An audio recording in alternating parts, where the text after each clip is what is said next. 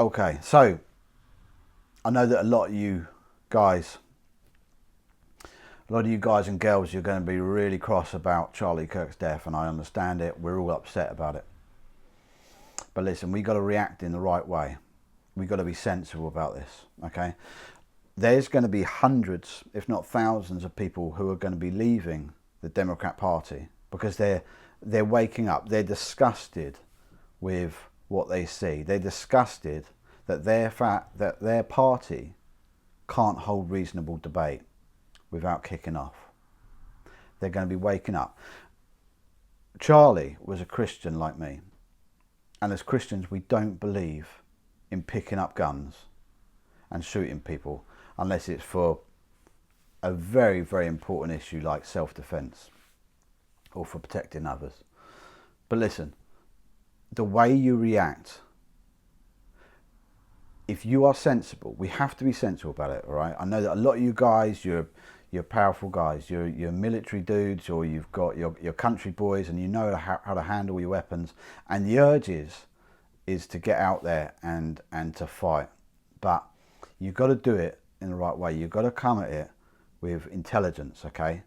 You've got to do it with love, okay? And you've got to come to this and you've got to use your anger, your righteous anger. You've got to use it and come forward with, you've got to be smart.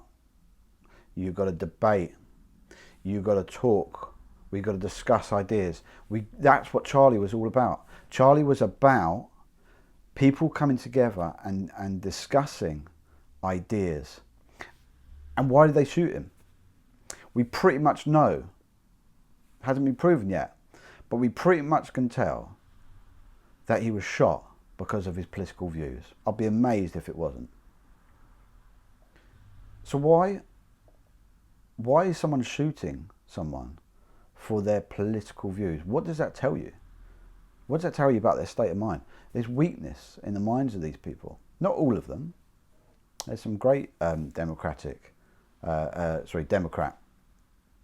debaters out there. But the minds of so many of these people are gone. So many of the people that vote that way have lost the ability to reasonably argue. They can't self-critique. We want the intelligent side of the Democrat Party. We want them to move over and join us on the right. I wouldn't even consider myself to be that much of a right-wing person. I've got probably economic views which are very socialist, but the left now has become so immoral.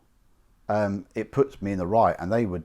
I think if I was to have a discussion with them, I myself would probably say I'm a centralist, but they would class me simply because of my Christian faith that I'm a right wing, and they'd probably call me far right wing for a lot of my Christian based views. But listen, Charlie, he believed in discussion. He believed in fighting using his brain. Okay, and we've got to do this.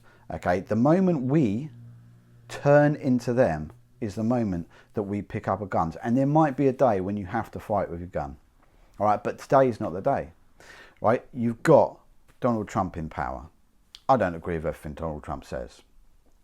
I find some of the things he says are ridiculous, but some things I really like.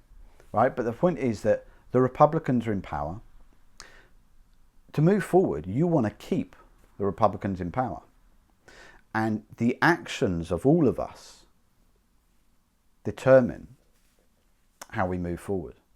If we start acting like the left, we come down to their level, and that gives people the Democrats, that gives them an excuse to stay where they are. We want the common sense Democrats. We need them to walk away and to become united with people of common sense, people of love, And then the other thing I'd say is, when we do debate, let's come to a bit of understanding. Let's listen to what people are saying and try to understand where they're coming from. Try to understand how they formulated those ideas. And we've got to admit, a lot of these guys on the left, they hate guns and they hate violence. We understand the Second Amendment, but you've got to come to a place where there is some understanding.